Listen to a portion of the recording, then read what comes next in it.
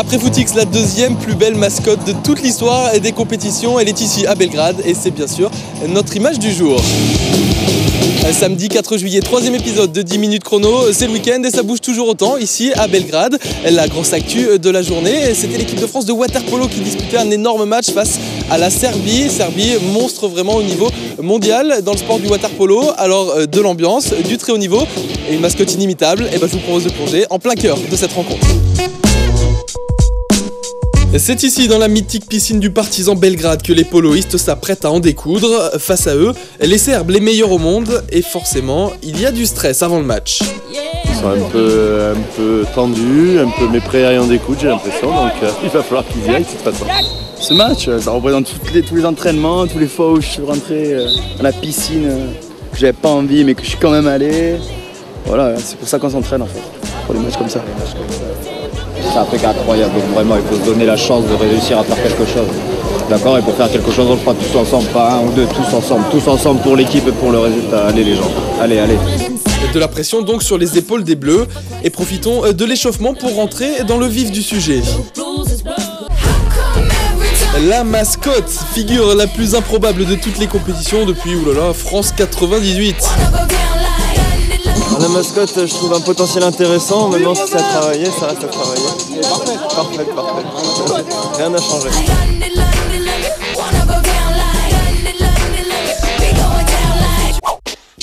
Un peu de sérieux s'il vous plaît, le match est lancé et ça part très fort côté serbe, l'avalanche de buts est lancée.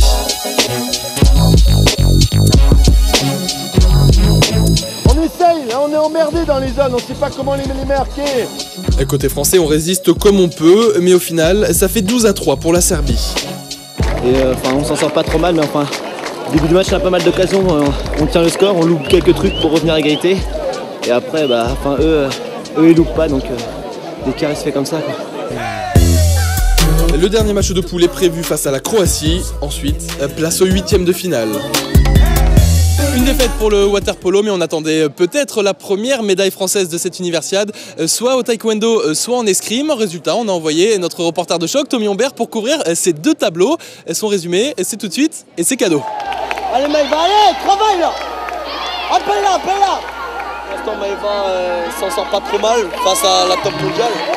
Le problème, c'est que elle s'est fait surprendre sur un coup de pied à la tête. Donc là, il y a déjà 3-1. Il faut qu'elle essaye d'être plus furtive, comme un chat, parce qu'elle est très maligne cette coréenne. Allez Maïva, allez! Encouragée par sa section, Maïva Musso dispute son quart de finale, synonyme de médaille en cas de victoire. Mais elle a une redoutable adversaire en face d'elle, la coréenne Jung Jin. Encore une fois, là, j'ai pas mis en place une stratégie par rapport à elle. Je me suis fixée sur mes propres schémas tactiques. Je savais que c'était une très bonne combattante. Enfin, elle est championne du monde dans ma catégorie. Côté escrime, un autre quart de finale se joue au fleuret. Mais Bérengère n'est pas dans son match. Elle commet trop d'erreurs et se laisse distraire par les décisions arbitrales. Elle perd 15-7 face à l'Italienne qui laisse éclater sa joie. Voilà, je retombe dans mes travers parce que je suis crevée, que je sens que mon escrime n'est pas là. Donc ça commence à être la panique, en plus des petits problèmes avec l'arbitre.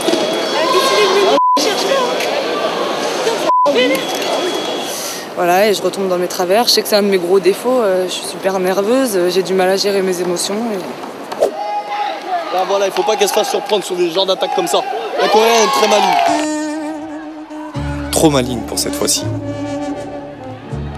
La coréenne brise littéralement les chances de médaille de Maïva.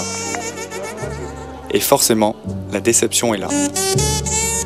Et à côté de ces tournois d'escrime et de taekwondo, on a failli assister à la première grosse performance de cette équipe de France, pratiquement la première médaille. Elle a failli nous venir de l'équipe de France de gymnastique qui est passée à 2 petits dixièmes seulement de la médaille de bronze. Et il se trouve justement qu'à mes côtés, j'ai 2 membres de cette équipe de France de gymnastique, Philippe, l'un des 2 coachs, et Yann, l'un des gymnastes. Bonsoir messieurs. Bonsoir. Alors racontez-moi un petit peu cette perf de la journée. Vous êtes passé à 2 petits dixièmes, on y était presque à cette médaille. C'est une vraie surprise Philippe. Alors, une vraie surprise, disons qu'on ne s'attendait pas à avoir une 4e place. Maintenant, on aurait été très content d'avoir une 6e place. Bon, ça s'est joué à très peu. Le dernier gymnaste qui est passé, le dernier gymnaste chinois qui est passé aux anneaux, bon, a sorti un super mouvement. Et on est 4e. Bon, c'est un mélange de joie et de déception parce qu'on est passé très près et puis bon, ça aurait pu le faire. Bon, peut-être la prochaine fois, on verra. Yann, raconte-nous toi un petit peu, maintenant que tu as pu réfléchir un petit peu à froid, qu'est-ce qu'on ressent là? Il y a encore un petit peu l'amertume d'avoir raté la médaille ou malgré tout cette 4e place? C'est difficile à avaler parce que c'est aussi une contre-performance, on peut dire, parce qu'on s'y attendait. Au début, on s'y attendait pas, mais au fur et à mesure, on voit qu'on est 3e, et au dernier moment 4e. Mais c'est pas vraiment des regrets aussi parce qu'il y avait des gymnastes présents aux Jeux Olympiques et avant de partir à Belgrade, on n'aurait jamais espéré faire 4e, donc c'est quand même pas mal. Et puis il faut dire que c'est encourageant pour la suite, parce que maintenant le concours par équipe c'est terminé, mais il reste encore 2 journées de compétition. On peut espérer quoi, Philippe, pour ces 2 journées? Demain déjà il y aura le concours individuel, donc Cyril Thomasson s'est classé aujourd'hui 5e. Tout est permis, on sait qu'en gymnastique la chute coûte très cher, donc un match réussi et pourquoi pas une médaille, tout est possible. On a eu une belle expérience à Pékin avec Benoît Karanov qui a terminé 3e, qui a fait une belle médaille de bronze. Donc bon, c'est un exemple, pourquoi pas. Pourquoi pas une médaille, Yann? Pourquoi pas? Oui, c'est vrai, après il nous restera aussi dimanche. Donc là on a Samir et Saïd aux anneaux. Malheureusement Cyril Thomasson a loupé sa qualification pour les chevals d'arçon.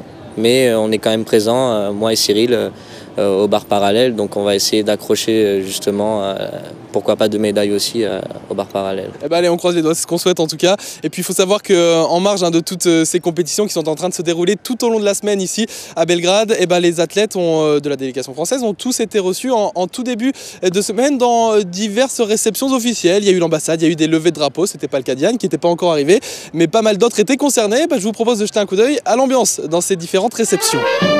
Les réceptions officielles, on connaît déjà, et en général, ça ressemble plutôt à ce genre de choses. Mais quand on se retrouve avec des athlètes, tous étudiants et venus de France, il se passe pas forcément ce à quoi on s'attend.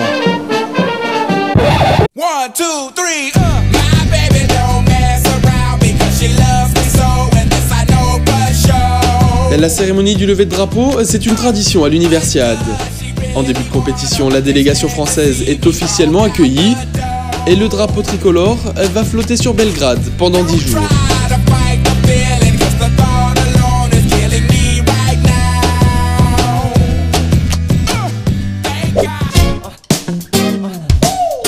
Et dans Belgrade, justement, c'est là qu'on retrouve nos petits Français à l'ambassade où sont reçus quelques privilégiés. Le temps de saluer le plus haut représentant de la France en Serbie, le temps d'écouter la femme de l'ambassadeur raconter l'histoire du bâtiment. Et on reprend bien vite nos bonnes coutumes de Français. Et décidément, cette équipe de France, elle a bien quelque chose à part.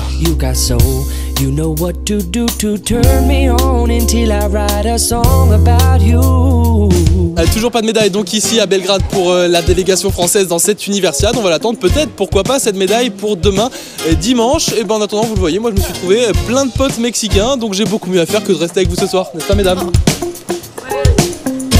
À demain.